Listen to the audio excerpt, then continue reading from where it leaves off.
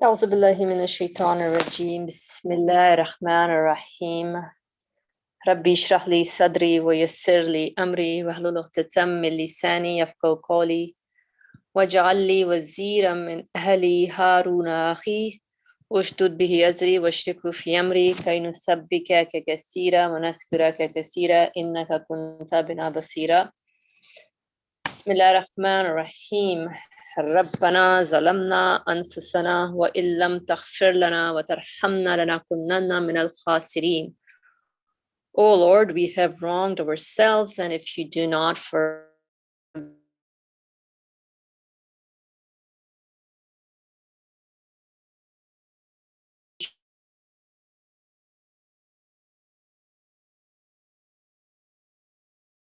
be lost. بسم الله رحمته وهيئ لنا من أمرنا رشدا. Oh Lord, provide us with guidance of that which is true, given whatever our conditions are. Ameen. وصلى اللهم على محمد وعلى آله وصحبه أجمعين والحمد لله رب العالمين. Ameen. Assalamu alaikum everyone. Happy Sunday. Inshallah, everyone is doing good. We will proceed with the supreme sign with the rays on page 169. And let's just jump into the subject. Needless to say, if anybody wants to make a little comment, you're always welcome to do that, but nobody forces anyone anything. So at any point, feel free to raise your hand. If there's any summary that you want to share from last time, we'll be very happy to hear it. If not, then let's proceed. Just as the attribute of speech makes the most sacred essence known through revelation and inspiration, so too the attribute of power makes the essence known through its scaled works and effects. So too the attribute of power makes the essence known through its scaled works and effects, each of which is like a word assuming external shape.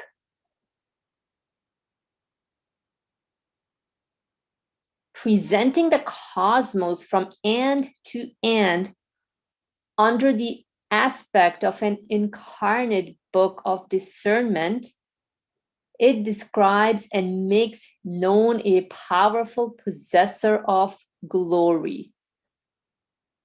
So I don't recall much what we went over last week, but pretty much from this brief text, it seems that we are being drawn to the creation around us, what we observe, and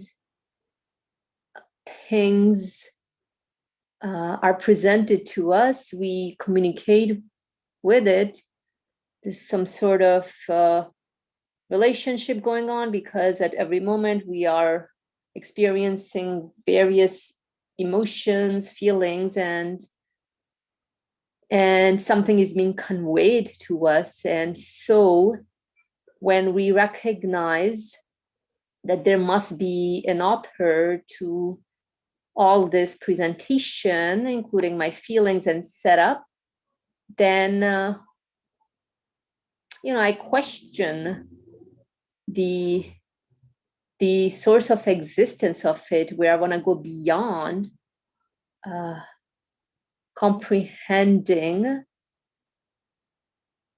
the nature of this universe that I experience. So it's interesting how the attributes such as life, knowledge, power, will, hearing, sight, and speech, we see that very prominent any kind of interaction we do, you go and buy something at the store, everything is set up there. There must be a store manager who must have put everything in place. And, when things are created, doesn't mean like even object-wise, could be any sort of transaction, then there is definitely some kind of administration behind it. There's knowledge, power, and so on and so forth. So with the universe, same things happen. We are inspired through our interaction and the feelings that are given to us, where that's pretty much like a revelation coming to each one of us when we try to make sense of the meaning that we extract from creation. And so this attribute of speech comes in various forms. We have covered that in the past. Creation speak to us, a tree, plant, everything speaks to us, human beings speak to us. Man, the tongue can just go nonstop, right? The human beings are free individuals, and sometimes I wonder, where can I have at least a turn off button for myself and just shut up my tongue sometimes. But I think that's where our free will lies. We need to work on ourselves. And so, but that's who we are. That's how we are. So we need to, I think, ponder more over, like, what do these feelings imply? What do these, everything, what does everything point to, all these experiences? So the attribute of power makes the essence known through its skill, the works and effects. Yeah, definitely. Anything we deem to be extraordinary, like, oh, miraculous, right? Really, how is the tongue really talking nonstop? That's also miraculous. And so I guess if we focus in on the essence of this, then you're like, hey, the one who's operating over it, and by giving me the turn off and turn on button, right? Must be a skilled worker. And that's all I have to share thus far with the first paragraph. But again, people are free. Nobody's being asked to share anything. But if you want to, we'll be very happy to hear from you, because I think we need help from everybody to share out what your takeaways are. But if not, then good. That's that. All right, let's move on to the next piece. As for the attribute of knowledge, it makes known a single most sacred essence.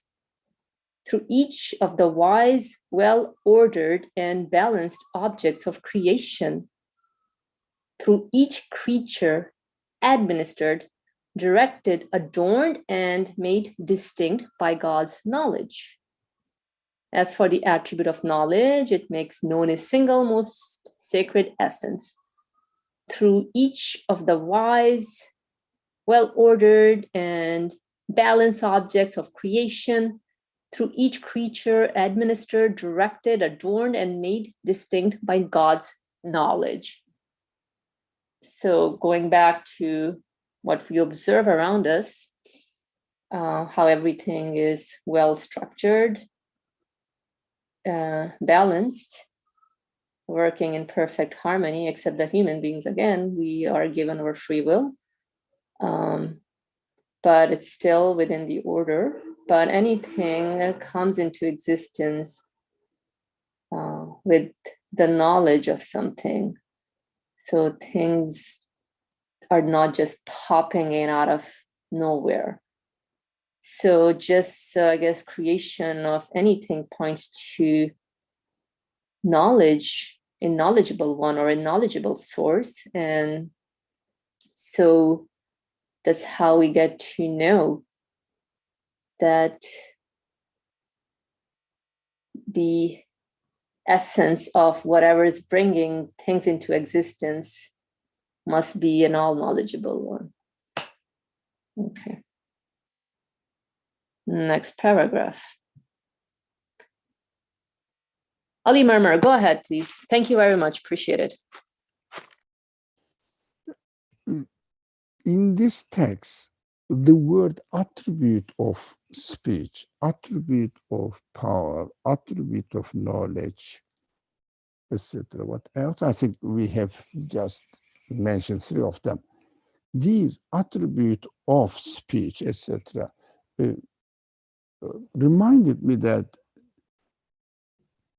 if we look at the universe, as you said it earlier, we see that the universe is speaking through its qualities, that my creator has made me in this way or another way, like this. Okay, it is one way of speech. Another speech also through the prophetic messages. If we are convinced that these prophets brought us some messages, and if we are convinced that this message can only be the creator, the speech of the creator of this universe, which means again the same thing, the attribute of speech demonstrates the most sacred essence through revelation, inspiration, etc. The most sacred essence become known. What does it mean, most sacred essence? But not the essence of the most sacred one. I think this term is important. The text is not saying the essence of the most sacred one. No, the text says the most sacred essence becomes known to human beings when we understand that there is such a concept of speech, that this universe is manifesting in its existence, or the revelation through through the prophets, or we may say that every individual people may say that you and me may say, look, it came to my mind, something. I remember something, or even if I didn't have any experience before, I say, why not to try this one rather than that one? Some sort of communication is going on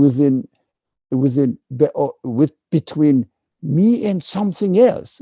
Where is it coming from? So this kind of inspiration, it occurred to me something.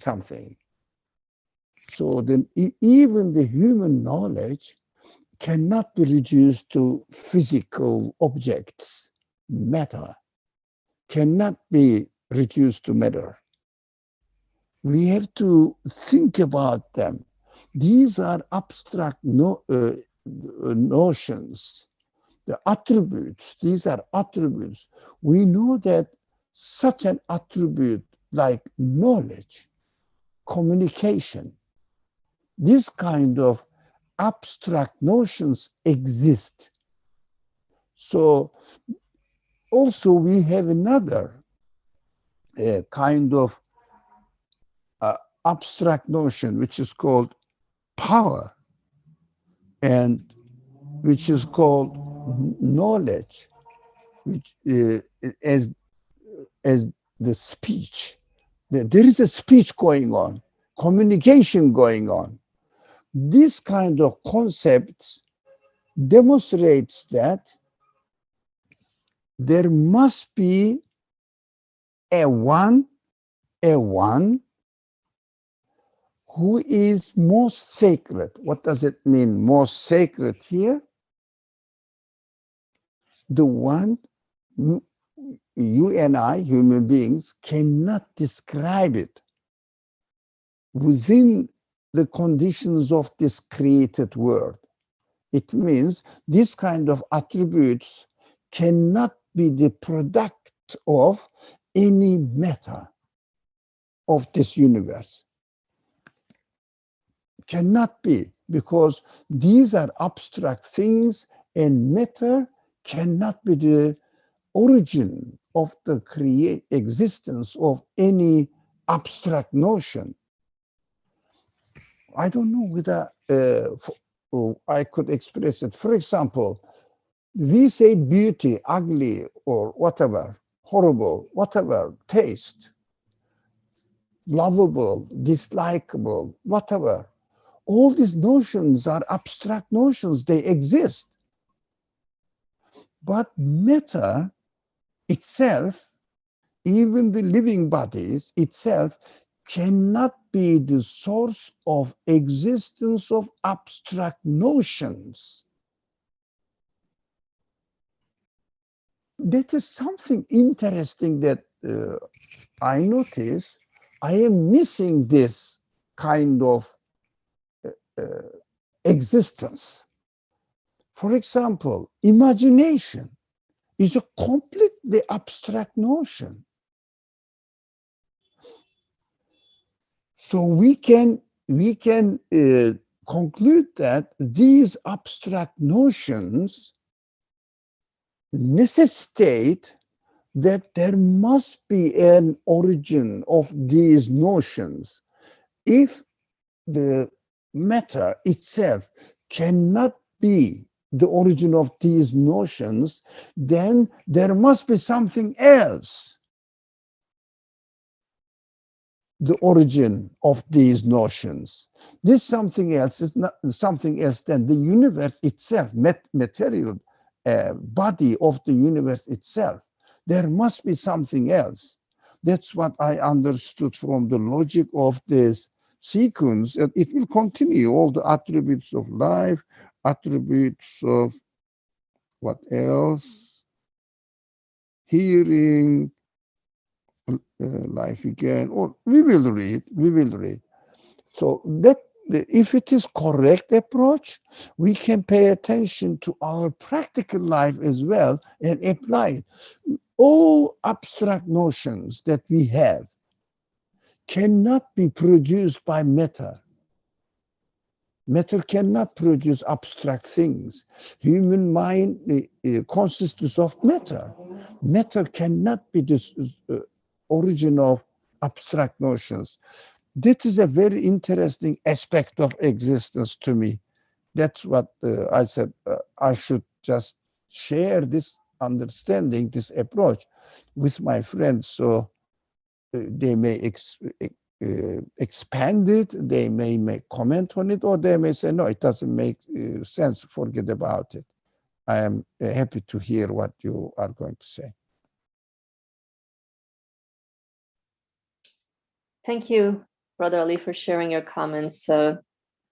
Something to think about. So as far as any sort of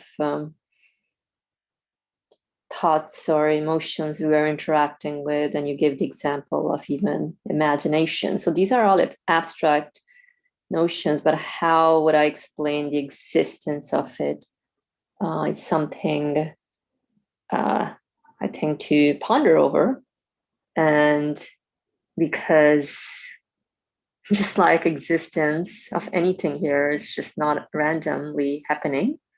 And so there must be a conscious means where things are being communicated to us. So I think, the author is walking us through these attributes that we definitely interact with or definitely get to know on an abstract level. And so how do I explain the existence of it?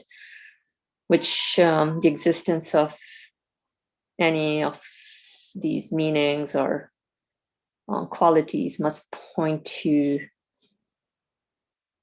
a source of existence, not of the nature of this universe. Thank you. I'll just check in to see if anyone wants to make any comments or add anything to what has been shared. At any time, everybody knows the drill. You know what to do. Raise your hand and speak out. So we will continue on with the next paragraph. As for the attribute of life, it is proven not only by its own evidences, but also by all the works that proclaim God's power. It is proven not only by its own evidences, but also by all the works that proclaim God's power, by all the well-ordered, wise, balanced, and adorned forms and states that indicate God's knowledge, as well as by all proofs of all other attributes. Thus life, showing as witnesses all animate beings, which act as mirrors reflecting those abundant proofs, makes known an eternally living and self-subsistent essence. So Hildar, go ahead. Assalamu alaikum. While Dr. Ali was speaking, I was thinking, these qualities or names or attributes he's pointing out, even when I think about them, the ones that were read so far, about speech or knowledge or life as he's going, or hearing or seeing, or it's interesting, while I know them or interact with them, even in reality, I don't know essentially what they are. Like, I don't know what the essence of hearing or seeing is. I can experience it, and I can perceive the world through hearing, but I couldn't even tell anyone what is hearing essentially. I can tell you what's happening, or maybe some sort of material mechanism, but no one can really ever tell you. No scientist or biologist or physicist or chemist can ever tell you what is the essence of any of those qualities, which essentially, I guess what it means for something to be abstract, like no one can tangibly demonstrate anything like of that sort, which I guess by definition looks to or necessitates, as he says, a most sacred essence beyond matter itself. Because if one could actually demonstrate the essence of hearing, there would be no reason to look for a most sacred essence beyond matter in and of itself.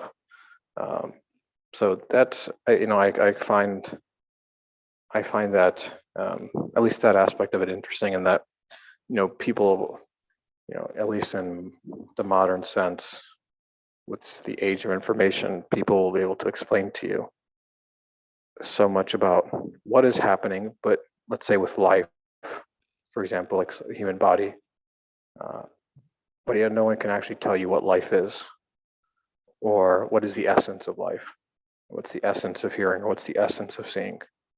But they can talk about it as if they know exactly what it is. But really nobody actually knows anything of the sort, because you can't actually demonstrate it in physically speaking.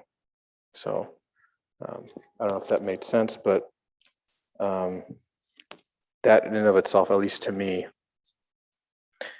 shows sort of the miraculous nature of existence, and the fact that matter really has no quality in and of itself.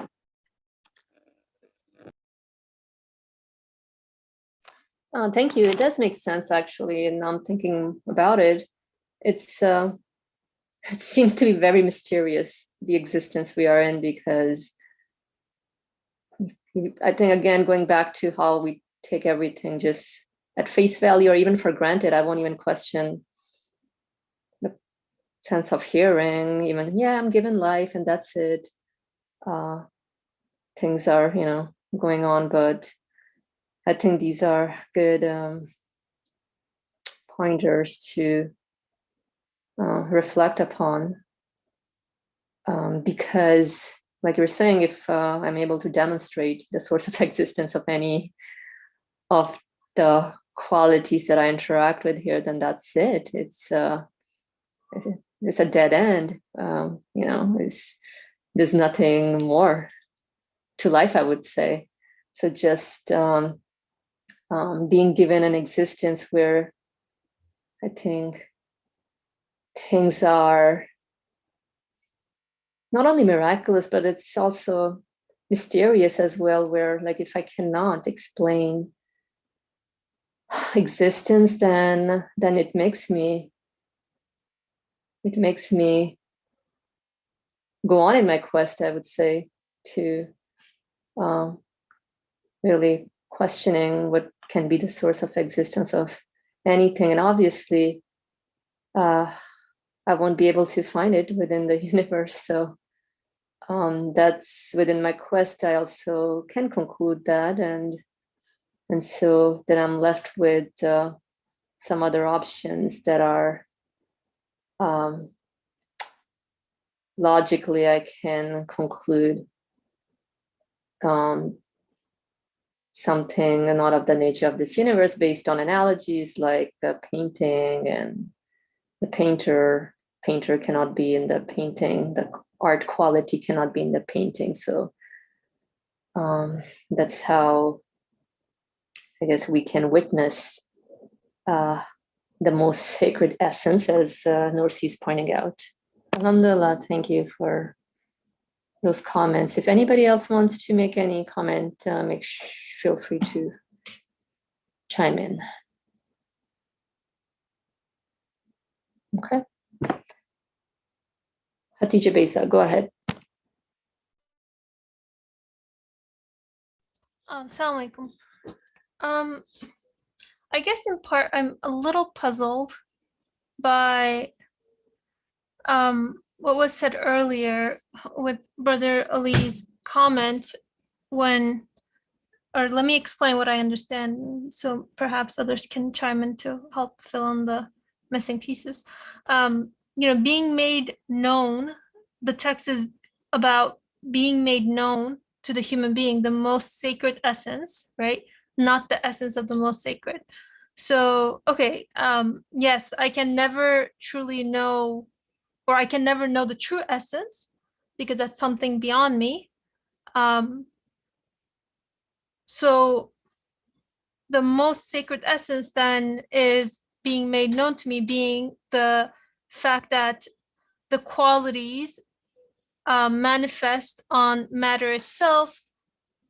Either is it the fact that they must, because the matter cannot be its source, that it must be beyond it, or is it also also the fact that the source itself must be absolute? And in either case, it's something that is beyond my grasp in terms of like understanding its true essence, or like what am I trying to say here? Like because or rather because of what the qualities on the physical matter point to being something that is essentially not of the nature of the universe. Because of this reason, then it's I can only come to just saying that much, right? Just saying that it's beyond the matter, but anything beyond that I can't really truly grasp. Does that kind of make sense?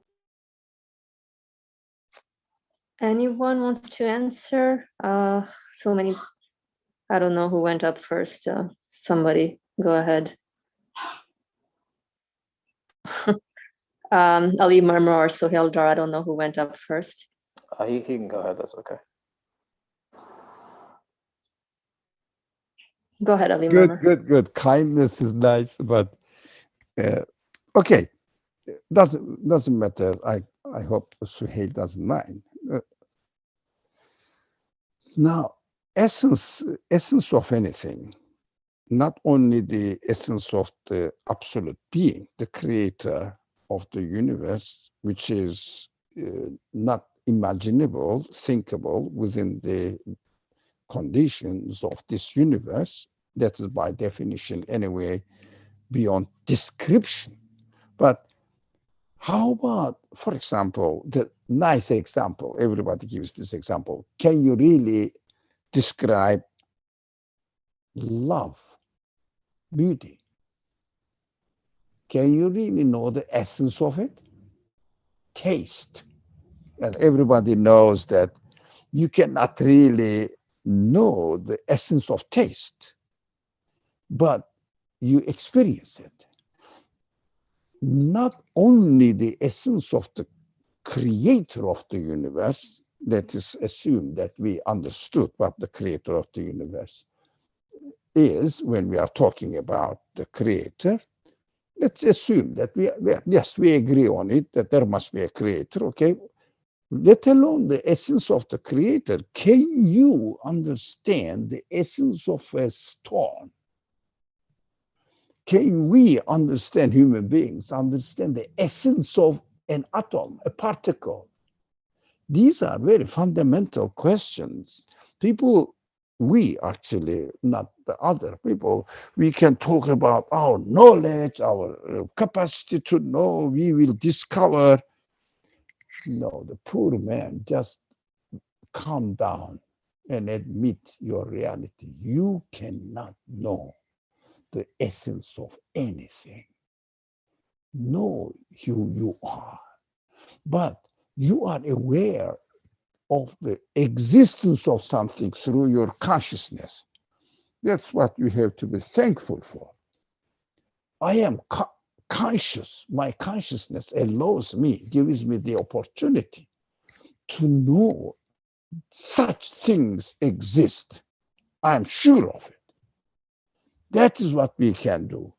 We cannot know the essence of anything, let alone the essence of something which is beyond the descriptions of created world.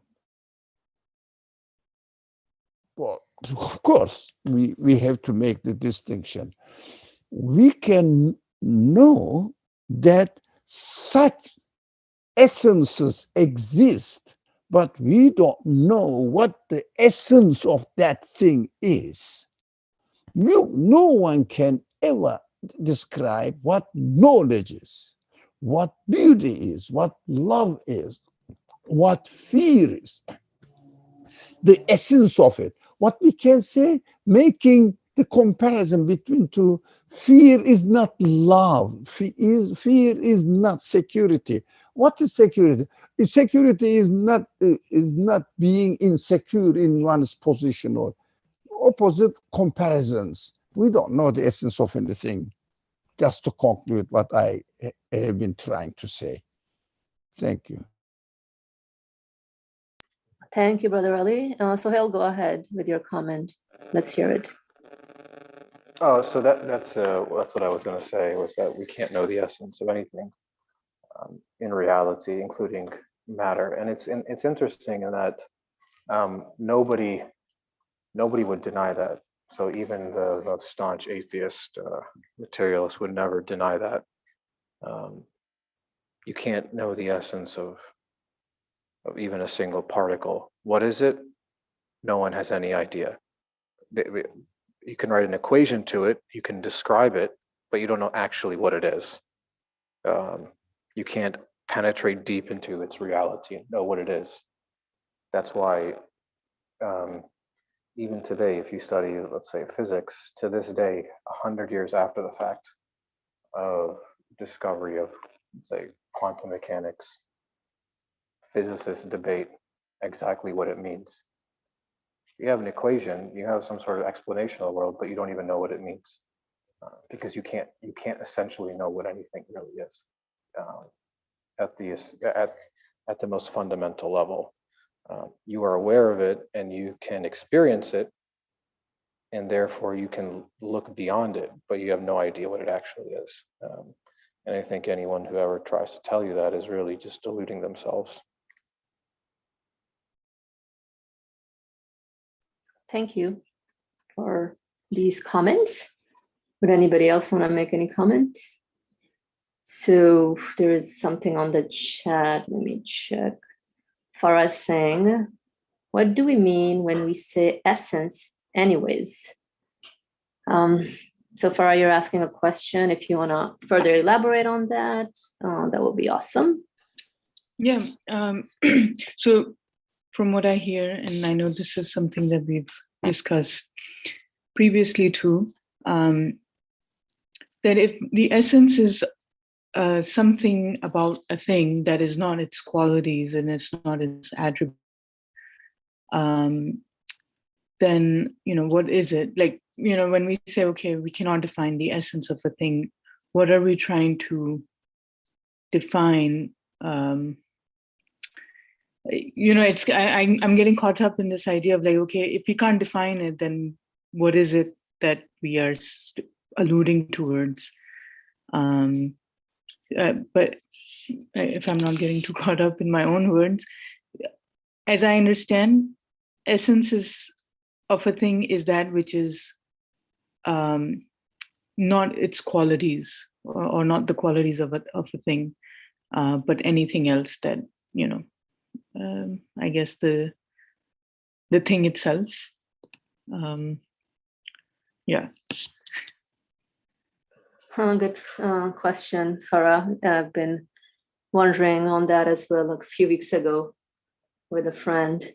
And I think in this context of concluding the essence of something, it has to do with, because I only experience this universe, so whatever I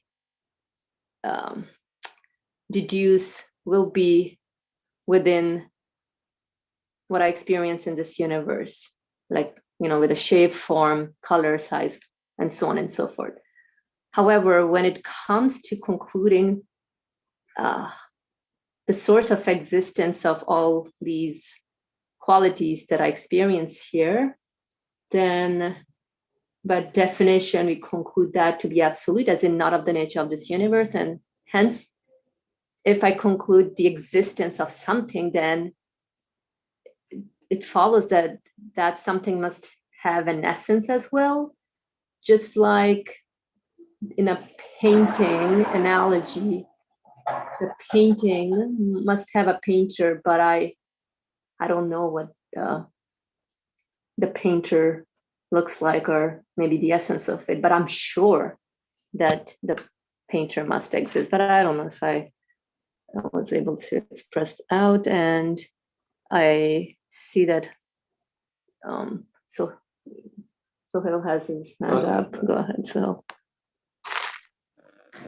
So I was just going to say that the essence of something is what makes something what it is.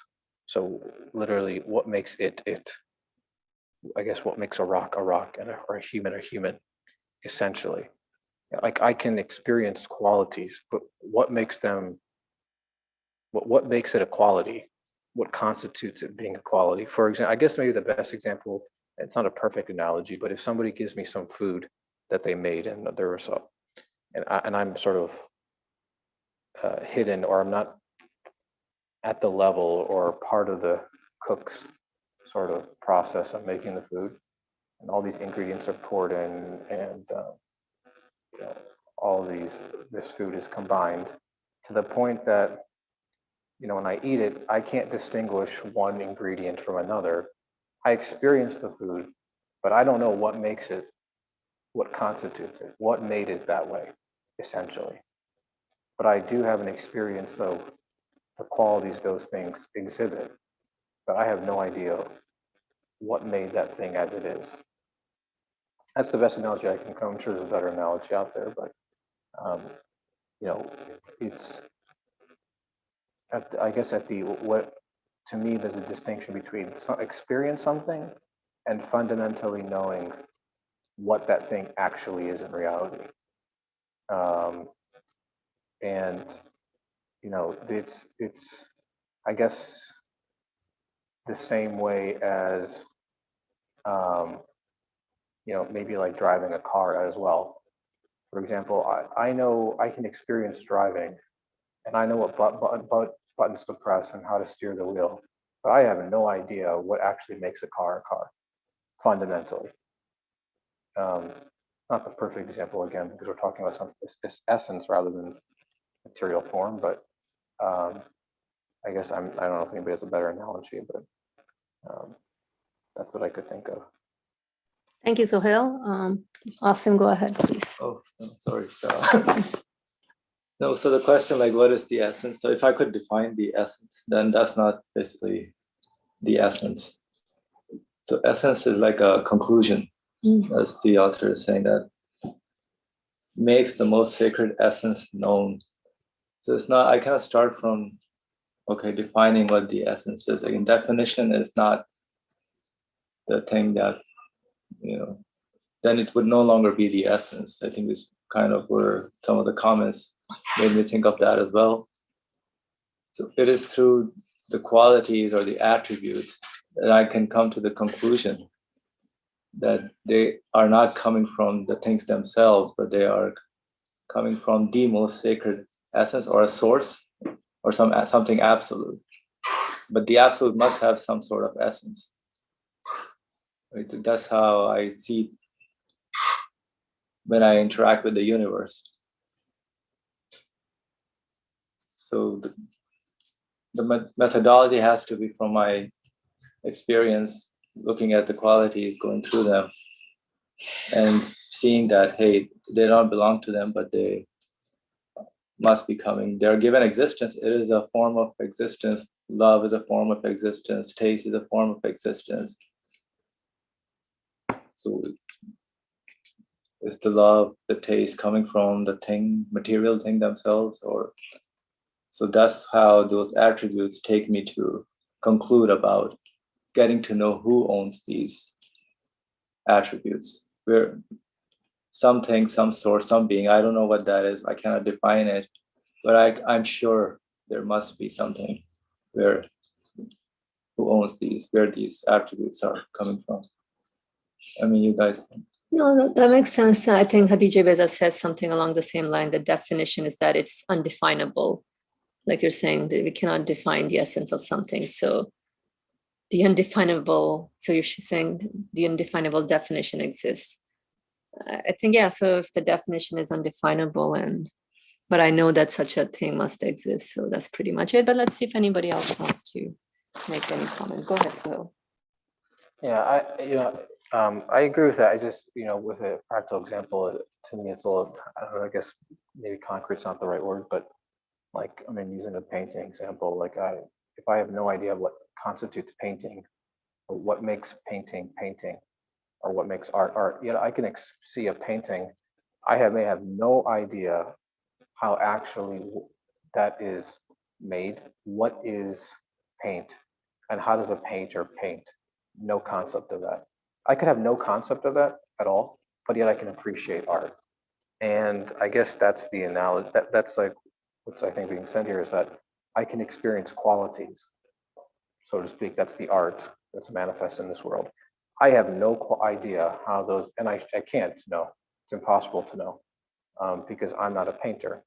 I can experience them and recognize their existence, but by doing so, by recognizing that I or nothing else in this world can really produce those things, because they too have no concept of art, like matter has no concept of life or speech or hearing or sight. They too look to the painter necessarily, to the painter and therefore his essence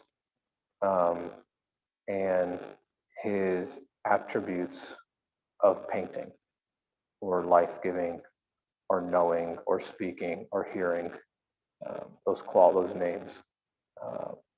So that's kind of what at least another analogy that I could think of. Thank you, Sohail, for sharing your ideas. And I see Yusuf, your hand is up. Go ahead, please. So I'll just give it a try. I don't know if it will make sense or not. But in terms of defining the essence of a thing, so I look around and see my experiences. How do I get to know things? So I compare one thing to the other, and then I get to know things by this comparative reality. So I sense that I am healthy once I realize that some pain kicks in, let's say. By itself, I'm not even aware that I was healthy. So I cannot really get to know what health is unless there is something other than it that makes me realize it was there before. So this getting to know with opposites is how I'm getting to know things. And still, I'm not really defining the thing itself in and of itself, but getting to know it relative to other stuff. So this is why this existence is with opposites, and I get to know something's existence because Brother Ali was saying that nobody can define essence of anything. I mean, let alone essence of the divine, but essence of anything. My understanding of essence of a thing is defining something in and of itself. And this is not a thing that we do. We just tend to realize that thing was there once it either disappears or something else replaces it. And we say, oh, that was health, or health is lack of disease, let's say. But then what is disease, lack of health? So it's not really a description or definition, but I get to sense its existence.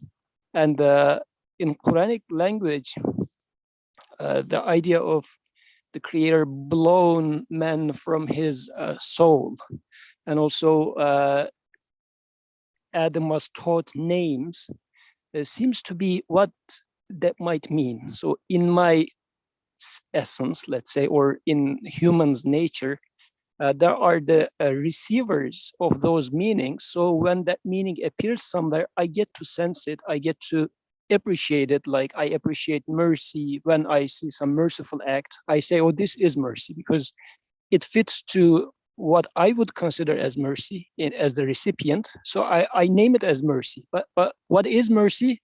I'm not able to define it. But since it matches with something in me, I identify its presence. So this is what I understand as not being able to define essence of a thing means I am not able to define it in and of itself. I only get to identify it relative to other things. And the creation is made as such. Like in Nursi's words, creation is existing with the opposites, like this realm that I live in, good and bad, everything is mixed. So by this comparison, I get to know the existence of things. And then based on this relative existence or comparative existence in here, I get to know the absolute one. So this is what I understand from a lack of a description for the essence of things. You cannot define it in and of itself. And all you can do is getting to know the presence of a thing by comparing it to others, and that you have the receivers, like the antennas, put into your nature, human nature, with which you identify the presence of a thing, but still you do not define it. If that makes sense, please correct me if I'm wrong. Well, alhamdulillah, this was very helpful, Yusuf. That's the part about, definitely, I think we all are agreeing that we cannot define it in and of itself, the essence of something, but identifying it, we can only identify it through our experiences in relation to other things like that we experience. So that was helpful. And let me see, there are... You're saying identify it, or do we give like equations or relative comparisons use of the same? Kind of give the descriptions, but that's not defining it. No. You may say that, I mean, the way the trend in the subjects or in science, they say this is the definition of it. So they just describe it in terms of formulas and in terms of the behavior, and then say that's it. This is what this thing is. But is that the definition of the thing? That cannot be the definition of it. So, but I think, but since we are experiencing something, So then we are, I think, able, like, how do I explain the experience would be interesting. I see Ali Murmur, your hand is up, and then Sohail can follow after that. This subject is important because even the believers, non-believers keep asking those people who say, I believe that there is a creator. It means that I believe in God. That is the phrase commonly used. I believe in God. But they say, what do you mean by God? What is God? Even the believers, when they say, I believe in God, yes, but what is it really? That is very human to wonder, what is God? What am I talking about? That's why this subject is important, because we have to be aware that, as it is explained earlier by Yusuf, explained it, we can only know the things, the existence of a thing by comparisons. That is what the world is all about. It is what human capacity is all about, comparisons. We are comparing. It's long, short, comparison, beautiful, ugly, comparison. I like, I don't like, comparison. But how about the existence of it? Not comparison. It is myself concluding it must be so. It must be so. That is why belief, it means conclusion about the existence of something. Belief is a conclusion about the existence of something. It may be a result of comparison. Yeah, that is inevitable. That is very human. I must make a comparison. Let's say, can the, let's say, an atom or a particle, a piece of something, be the source of existence of another thing? I say no. It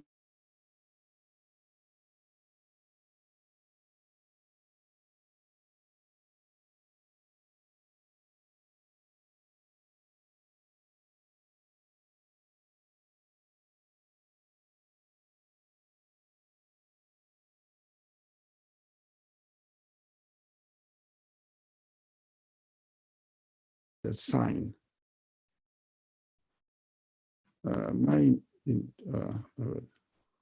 Now back. Okay. So we lost you at, you were saying that we experience things through comparison. So when we look at like a little piece of maybe like something, a stone, Yeah.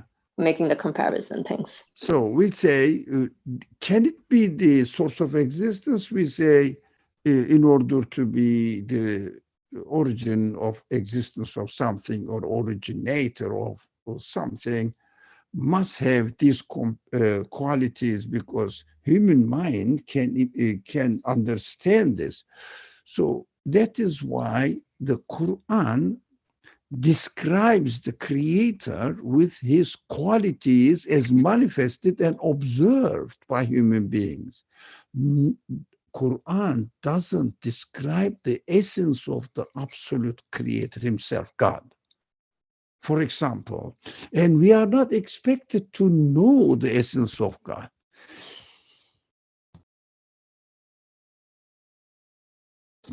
Excuse me.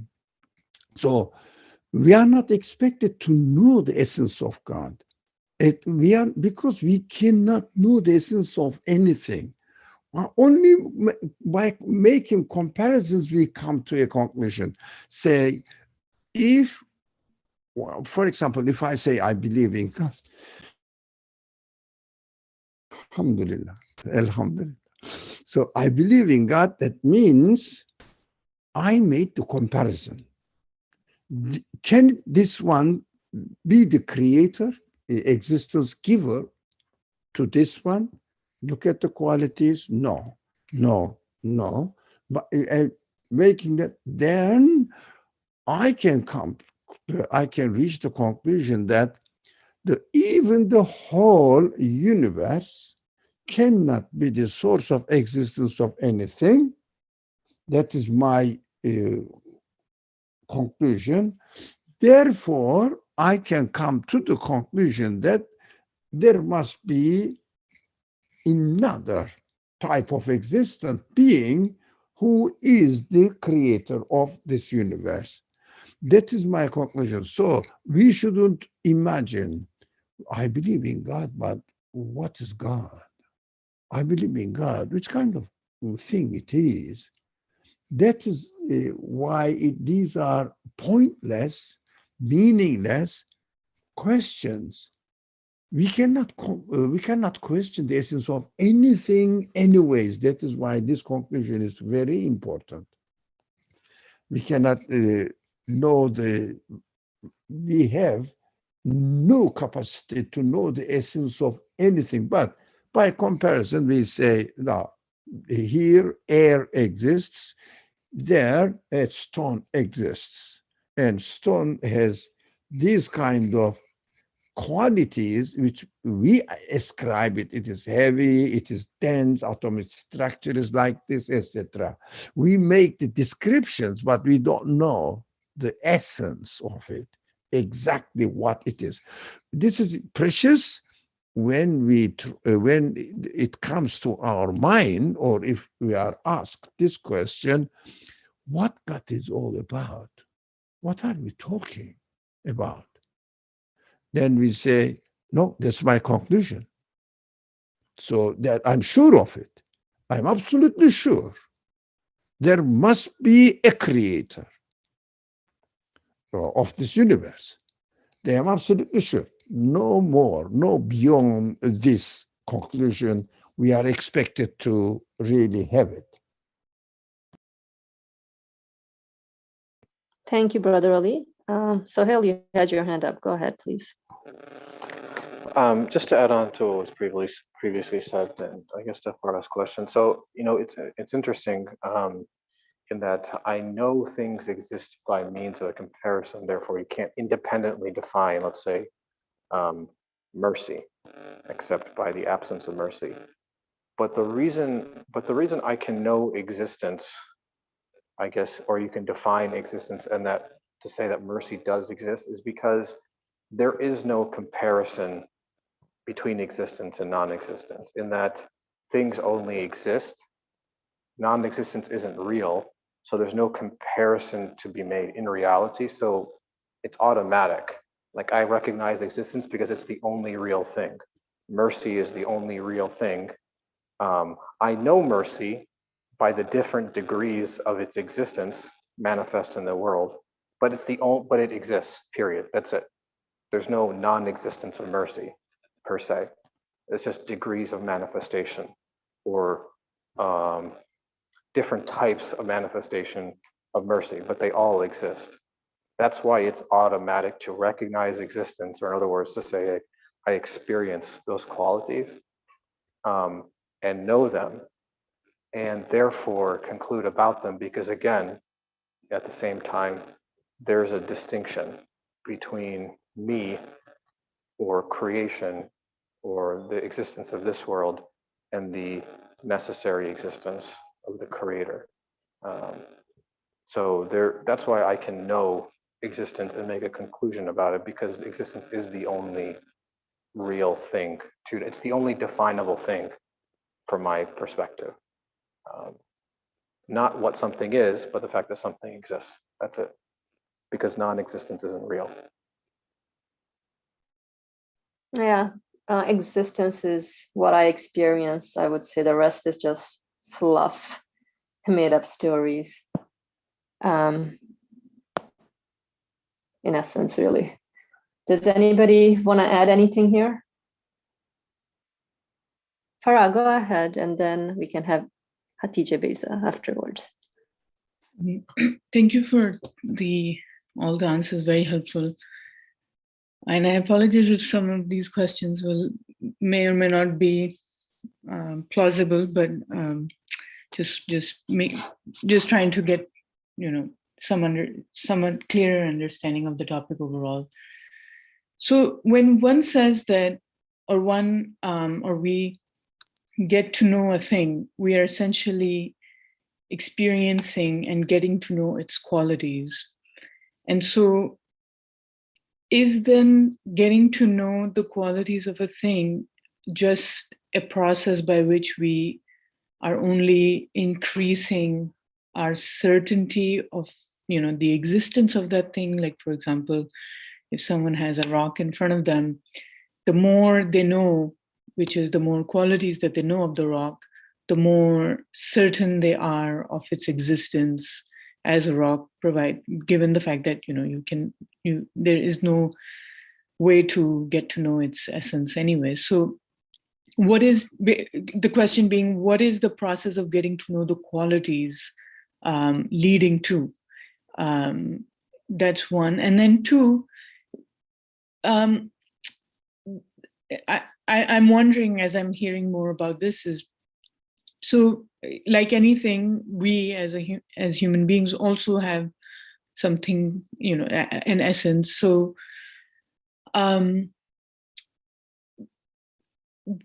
as soon as we try to understand what it is, we obviously go into sort of comparisons of ourselves. But that's when we are trying to sort of express that. But in its essence, if we leave it, if we don't try to express what it is, or our own essence, we don't try to approach it in any way, and just sort of let it be, if that can be a right way of approaching this topic. Is there what is sort of the understanding between an essence of one thing and another thing?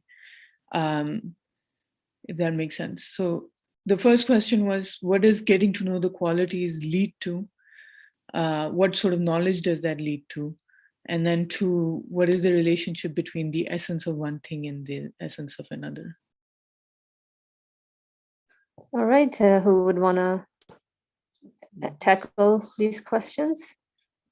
The first question being, what is the interacting with the qualities of something lead me towards experientially? And then the second question is, what's the difference between the essence of A and B, two different objects? Any take from anyone? I hope Farabi got your question correct. Yep, okay. So while people are thinking, I think the first question, Sohail, go ahead. I guess to the first question is that it's kind of interesting when so I always think about this example, you can't, to be certain of existence is to just say something exists. Like the moment I experience one quality, that it's at that point I have made a certain statement that something exists. Whether I know how many qualities it have and what qualities it's demonstrating is sort of at some level irrelevant in the respect of I know it exists. For example, if I look at the sun, I know, or that object in the sky that I may call the sun, I know it exists. Do I know everything about the sun? Not necessarily. And anything more I know about the sun doesn't necessarily increase me in the certainty of its existence. It just tells me more about what it defines its existence, what qualities define its existence. The reason is because non-existence isn't real. So certainties are only in conclusions. I have, I guess you could say, more certainty in the necessity of creatorship the more I examine the world, and the certainty in his absoluteness the more I examine the world, and greater certainty in the prolific nature or his unending or infinite nature of his names and the infinite number of names by examining the world, because certainty pertains to conclusions and not my experience of the world. That's why if somebody says, oh, I don't even think I exist, I mean, there's nothing to discuss there, because they're being ridiculous. It's certainties. I mean, the acknowledgement of existence is automatic. Certainty comes from how I interpret that. What does my conclusion say? Because my certainty pertains to something beyond the experience of existence in and of itself. So I think that's how I would answer. That's like what I thought in terms of the first question. And the second question, in terms of how do you define unique essences? Well, that's an interesting thing. I mean, I can't if I can't define an essence, or I can't know what an essence is, I can't necessarily define unique essences, because that's beyond the nature of my capacity. I can recognize objects, I can recognize matter, and maybe I define an essence around that matter, but do I know where one essence of some object ends and another ends? That's really hard to say. I mean, I look at my own self. I know, at least from my own perspective, I know who I am. I can't speak about anything else in the world other than myself. And I know myself, I could theoretically, if I'm aware, my essence, or whoever I am, my spirit, can expand or look or encompass the entirety of the universe and go beyond that. So where does it end? I mean, in one sense, it's endless. If you think about it, it has, I mean, you can look beyond even your human body.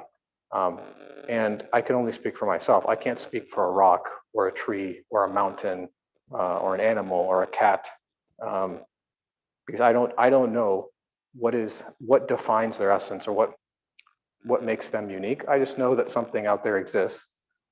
There's an object that has this shape that I define, and that's about it. But I don't really have any sort of, I can't do anything beyond that, truthfully speaking. That's what at least I understand. Thank you. Did I see Ali Murmur's hand up? I'm not sure if it was a hand up. Go ahead, please. Okay. No, well, I didn't really raise my hand. Maybe before Suhail spoke, and I rose my hand and I spoke. Anyways, I'm done. Thank you. All right, wonderful. And I know Hatice Peza had her hand up, so let's hear from you, inshallah. Yeah, I guess one thought is just backtracking a little bit with what Yusuf had said with, getting to know things through comparison. But at the same time, what was said afterwards with, essentially there's no real comparison between existence and non-existence, since non-existence by definition does not exist. And I was just thinking about how also like the sense of comparison also happens within myself as well, because whenever I experience the degree of equality manifest on anything, I find the like, in a way, the absoluteness of that quality within me. So I'm able to say, okay, this is a degree, or I feel the absence of the perfection of that quality there, by just through my feelings as well. So that just like adding another, I think, something else there. And then secondly, I was just thinking about Farah's questions that she just voiced. And, in regards to the second question, understanding the essence of one thing in relation to the essence of another thing. I think while, as we've been saying, while I cannot really know the essence of anything really, I can know that the necessary existence of the essence of a quality, let's say one quality, quality X, necessitates also the existence of the essence of quality Y, which also necessitates the existence of quality Z. So from one perspective, they all necessitate one another and require or look to one another. And so maybe like going back to your first question, like when we know something, or when we get to experience its qualities, are we increasing our certainty in the qualities of that thing, or the essence of that thing? I think since the essence is something that's beyond my full grasp, I'm always introduced to a different face of it, kind of like like a piece of art, let's say, that you can actually rotate around it, right? From one angle, you always see a different aspect of it. Or like even in creation, right? Like I was talking to my niece today about peacocks, and I don't think they fly. So we were talking about how they have wings, but they don't fly. And it's very interesting to see like different types of birds reflecting different qualities of the creator, from my perspective, in different degrees as far as I'm able to detect it, in different ways. Whereas a penguin, for example, may not have the same sort of allure as a peacock's feathers, but has other qualities of functionality, of like being able to swim or slide on the ice or whatever the case is. So I think from one aspect, all of these qualities look to and necessitate one another, so that, you know, if I experience or conclude the certainty of one, then it's kind of like a domino effect with all the other ones. And at the same time, kind of like the intersection or the overlapment of these different qualities kind of open up a new face of like the infinite faces that I could potentially be exposed to, or that I could gain a closer, a sort of nearness to, or experience in a different light, or attain a different sort of understanding of it. Well, thank you, Hatice Beza, for your comment. Any other comments from anybody? Okay. Alrighty, so let's move on with the text. We are with the second last paragraph. Then two, just as the attributes point to the existence of the possessor of glory, they also indicate in most manifest fashion the existence and reality of life and the livingness and permanence of that essence. For knowing is a sign of life. Hearing is an indication of life. Seeing belongs only to the living. Will takes place only with life. Purposive power is found only in living beings, and speech is a task for those endowed with knowledge and life. Interesting. Anyone wants to make any comments here? I think it continues. Sure, yeah. It follows from the foregoing that the attribute of life has proofs 7 times as numerous as the cosmos. Ooh. The attribute of life has proofs 7 times as numerous as the cosmos, and evidences that proclaim its existence and the existence of the one whom it qualifies. Thus, it comes to be the foundation and source of the attributes, the origin and support of the supreme name. Since the Risale Nur establishes this first truth with powerful proofs and clarifies it, we will content ourselves with a drop from this ocean. Okay, so that would be the end to the first truth. And let's see, anybody wants to make some comments on this? I don't know. I'll have to reread this again. Sounded very good when you're reading, but let's look into this again. So as far as the attributes point to the existence of a necessarily existent one, and also indicate the existence and reality of life and the livingness and permanence of that essence. So I think concluding, Ali Murmur, your microphone is unmuted. Feel free to jump on. Okay, at any time, anybody, raise your hand if you want to speak.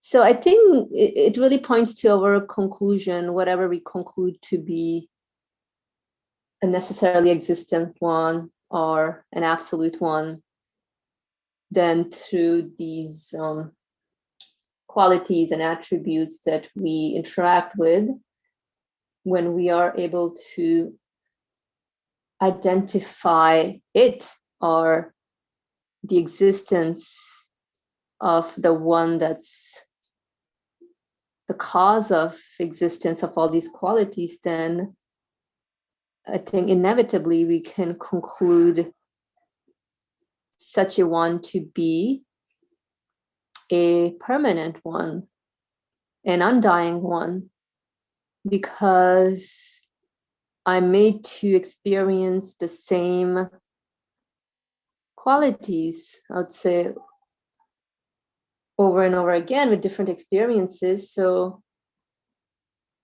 that definitely points to an absolute eternal source. So for knowing is a sign of life. Hearing is an indication. Seeing belongs only to the living. Will takes place only with life. Purposive power is found only in living beings, and speech is a task for those endowed with knowledge and life. I think going back to all these qualities of knowledge, like even the sense of hearing, seeing, like we're experiencing it, but that points to something. It's just like how the whole discussion geared towards that. I cannot define all of this, but I know that I'm in the know that I'm interacting with the source of existence of these qualities. So hearing, seeing, speech, will. So creation definitely points to all these qualities. There's a conscious will behind the creation of anything. There's definitely speech involved, which comes in different shapes and form. Purposive power, I think this is a very strong usage of wordings here, where everything must have a reason for something. Things are just not randomly given. Even the power of sight or hearing, it's there for a purpose. So all this really points to the existence in general is all this. And yeah, so the existence point to an existence giver, or the ever-living one. So that was my brief takeaway from this paragraph, but if anyone wants to add anything there, feel free to do that. Then yes, it just basically life and living is necessary to experience all the other attributes. Just as he says that hearing, knowledge can only be, one has to be living or must be given life. And then again, life is another attribute that what is life? What is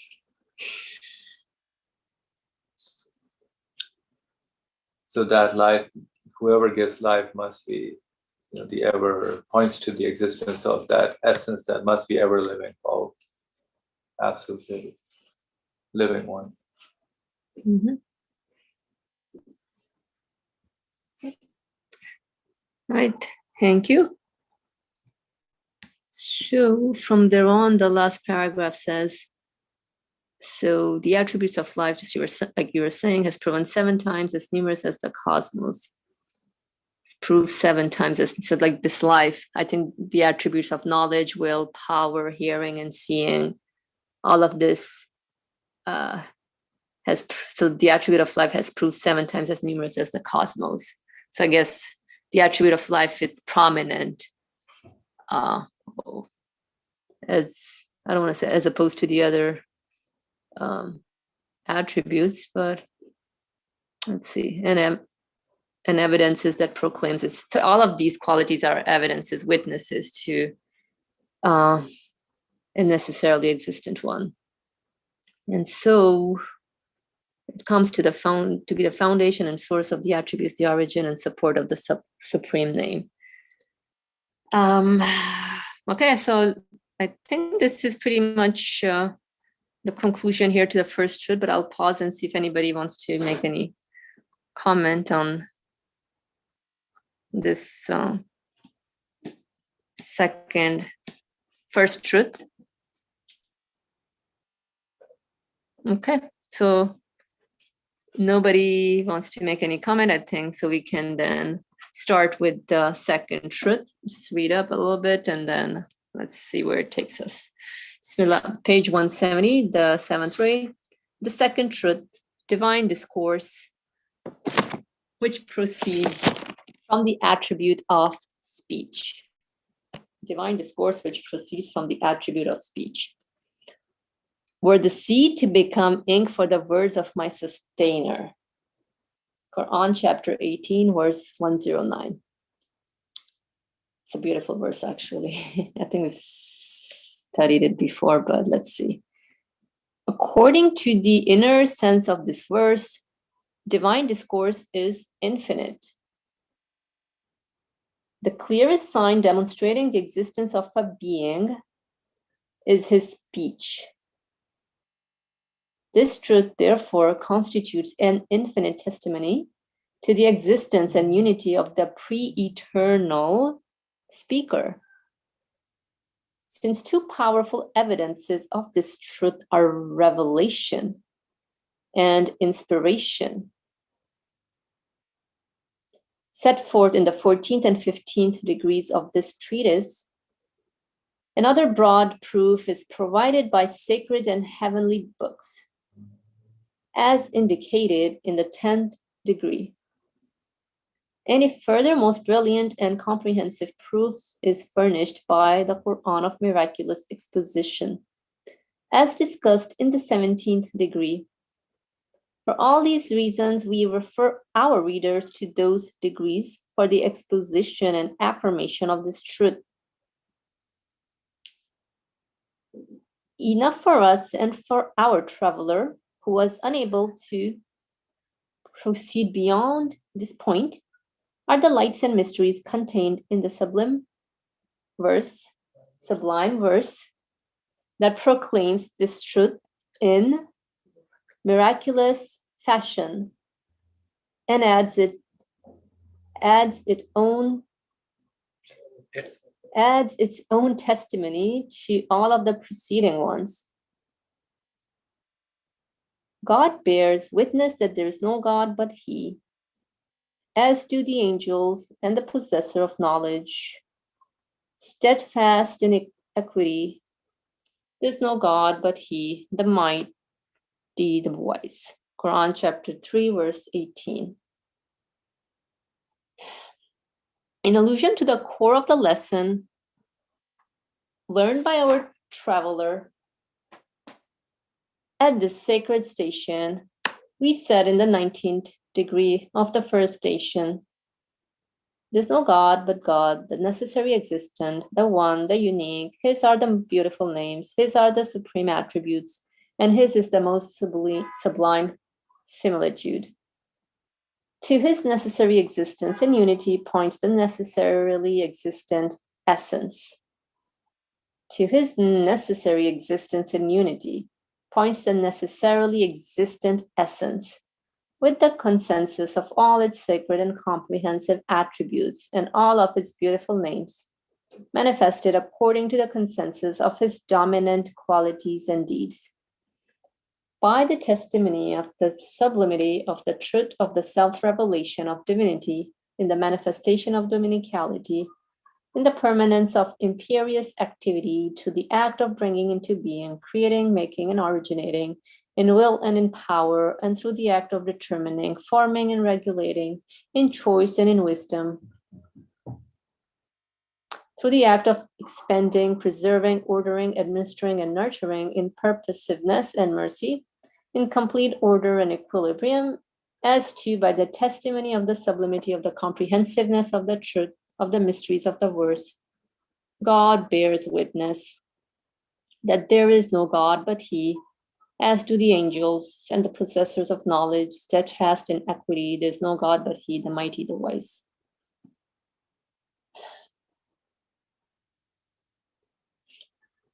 Note Each of the truths that offer their testimony in the 19 degrees of the first chapter of the second station above not only indicate necessary existence through existence, but to existence and presence, but also their comprehensiveness attest God's unity and oneness.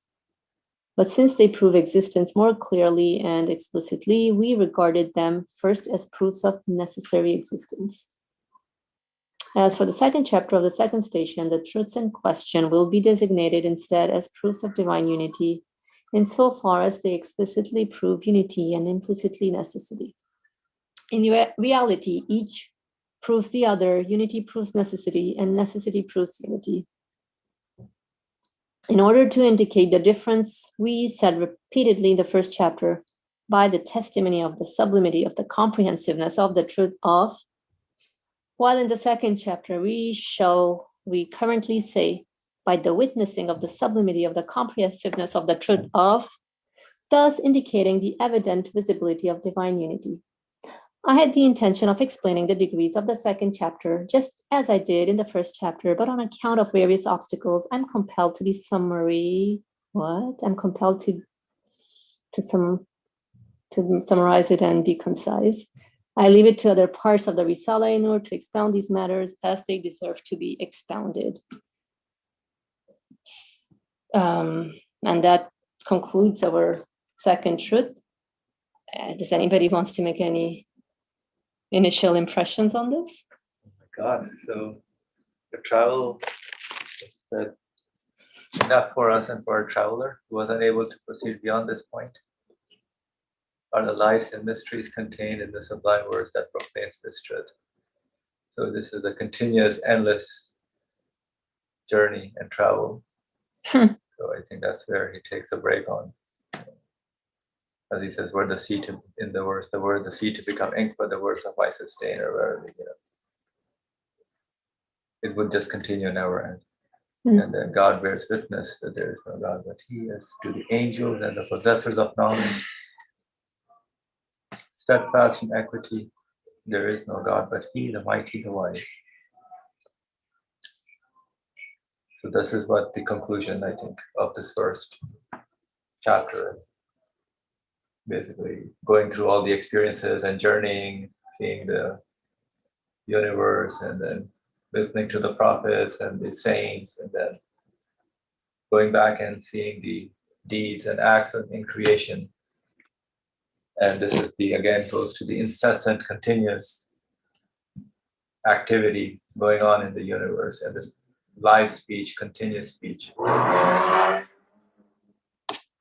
shows that the signs point to the signs of the one who is the absolutely speaking one, the one who's showing all those essential, visible attributes that we all can engage in. Thank you. All right. Any final comments from anybody?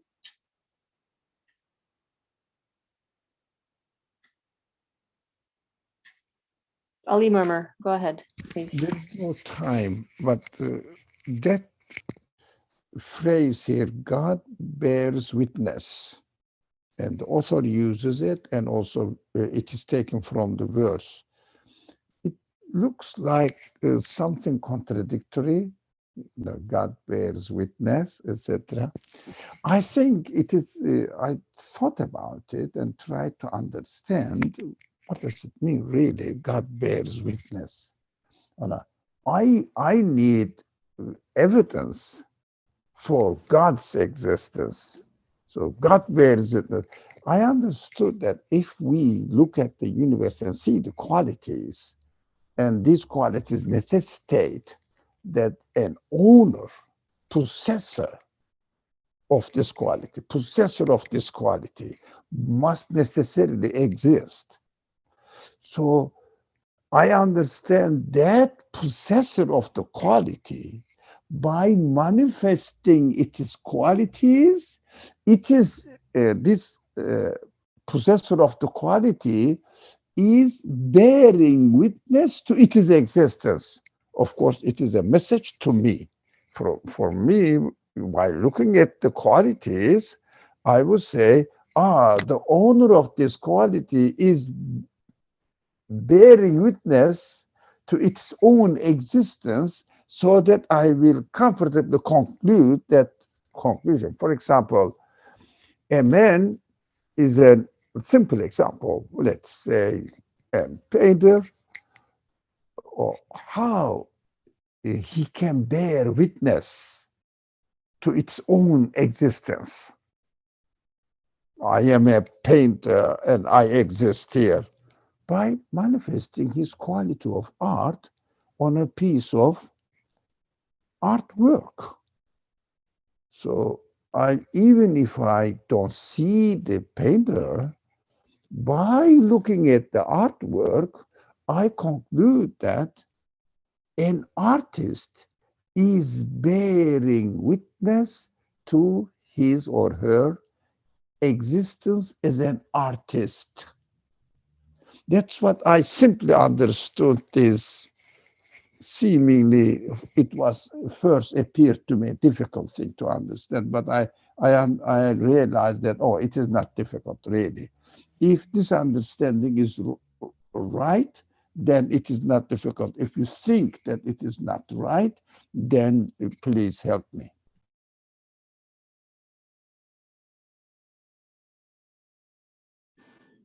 Okay, thank you. So I guess what you're referring to is that whoever is the author of a book, or like you said, the example of the painter, he's bearing witness to his own existence by displaying the art there. And as a receiver, I can also confirm, witness that these qualities point to the one who's displaying it. So, all right, thank you. I think this is it, sorry.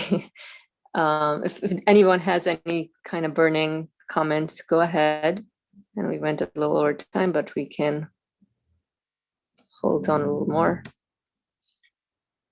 Okay, if not, then inshallah, let's stop here for today. And next Sunday, we shall proceed with page 172, the second chapter, inshallah. Alrighty. And yeah, so that's pretty much it. Thank you all for joining and participating with your comments. It's really helpful to share ideas this way. Thanks again. Ali, remember you have something to say? Yes, see you tomorrow, inshallah.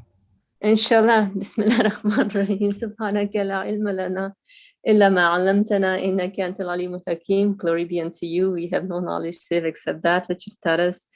Indeed, you're all knowledgeable, all wise.